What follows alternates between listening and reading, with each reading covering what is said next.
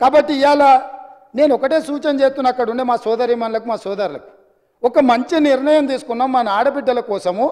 దానివల్ల ఆదాయం కూడా పెరిగింది. నేను మీకు లెక్కలు చెప్పదలుచుకున్న ఎండోమెంట్స్ దేవాలయాలు సందర్శనలకు పోయి రాష్ట్రం యొక్క ఇన్కము ఏ విధంగా పెరిగిందో కూడా మన వాళ్ళకి నేను లెక్కలు చెప్పదలుచుకున్నా అధ్యక్ష.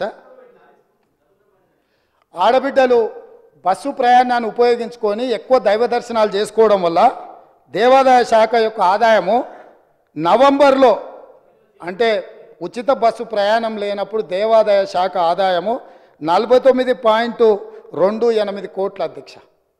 అదేవిధంగా డిసెంబర్లో మేము ఉచిత బస్సు ప్రయాణం మొదలుపెట్టినాక ఆడబిడ్డలు కుటుంబ సభ్యులతోని యాదగిరిగుట్టనో లేకపోతే జోగులాంబనో లేకపోతే ఇతర దేవాలయాలు భద్రాచలంలో రాములవారినో ఇట్లా వివిధ దేవాలయాలను సందర్శించుకోవడం వల్ల డిసెంబర్ నెల ఆదాయము 93.24 కోట్ల రూపాయల అధ్యక్ష. జనవరి ఆదాయము 68.69 కోట్ల అధ్యక్ష. అంటే ఈరోజు ఆడబిడ్డలకు బస్సులో ఉచిత ప్రయాణం కల్పించడం వల్ల ఆడబిడ్డలు చాలా కాలం నుంచి కుటుంబ సభ్యులతో దైవ దర్శనం చేసుకోవాలన్న ఆలోచన ఉండి అవకాశం రాక ఆర్థిక పరిస్థితి అనుకూలించక ఇవాళ మా ప్రభుత్వము ఆడబిడ్డలకు ఉచిత బస్సు రవాణా సౌకర్యాన్ని కల్పిస్తే దైవ దర్శనం వల్ల దేవాదాయ శాఖకు ఆదాయం పెరిగింది అధ్యక్ష. ఇది ఒక మంచి శుభసూచకం. దీన్నైనా వారు అభినందిస్తే బాగుంటుందని నేను అనుకున్నా, వారు అభినందించలేకపోయారు అధ్యక్ష. అదేవిధంగా అధ్యక్ష,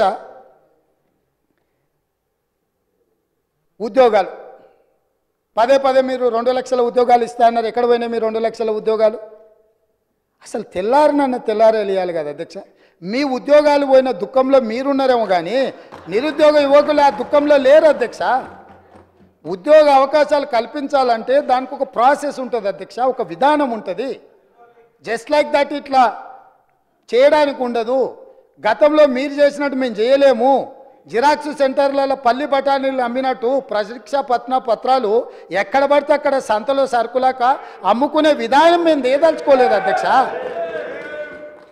మా పేషీలలో ఉండేటోళ్ళు ఎవరు అట్లాంటి దాంట్లలో లేరు అధ్యక్ష.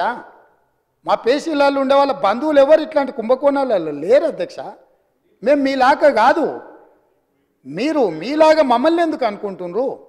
ఒక విధానం, ఆ విధానంలో మేము ప్రయత్నం చేస్తున్నాము. గతంలో మీరు నియమించిన వాళ్ళకి అర్హత లేదని హైకోర్టు చెప్పింది సభ్యులుగా.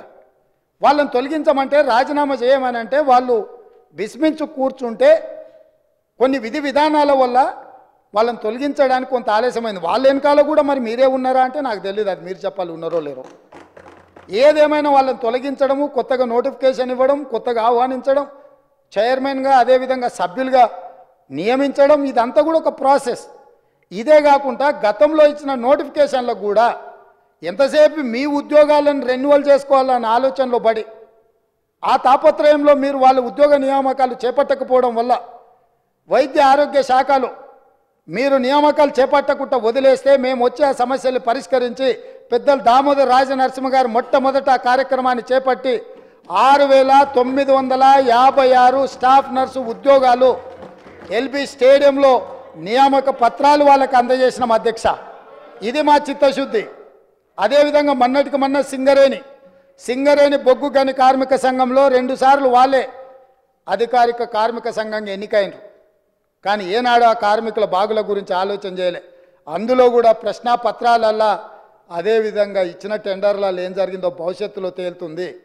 కారుణ్య నియామకాలు కూడా చేపట్టలే. వాళ్ళ ఇంట్లో మాత్రం 4 ఉద్యోగాలు కారుణ్య నియామకాలు చేపట్టారు. వాళ్ళు ఉద్యోగాలు ఉంటూనే ఉంటారు, రెన్యువల్స్ మీద రెన్యువల్స్ ఎక్స్పెక్ట్ చేస్తూనే ఉన్నారు. ఎంబడే మా బట్టి విక్రమార్క గారు ఆ కారుణ్య నియామకాల విషయంలో స్పష్టమైన నిర్ణయం తీసుకొని 441 కారుణ్య నియామకాలు మొన్నటికి మొన్న నక్లెస్ రోడ్లో అంబేద్కర్ సాక్షిగా ఉద్యోగ నియామకాలు చేపట్టిన అధ్యక్ష.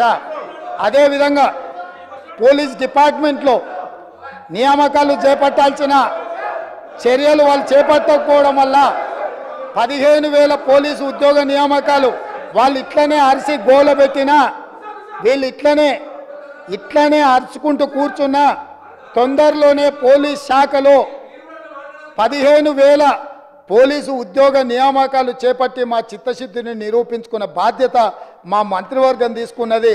వాళ్ళు అరిసి గోల పెట్టిన చొక్కాలు చించుకున్న 15 రోజుల్లో వాళ్ళు అడ్డం పడ్డా సరే 15,000 నియామకాలు పోలీసులను చేపట్టి నిరుద్యోగ యువకులను ఆదుకునే బాధ్యత మేము తీసుకుంటాం అధ్యక్ష.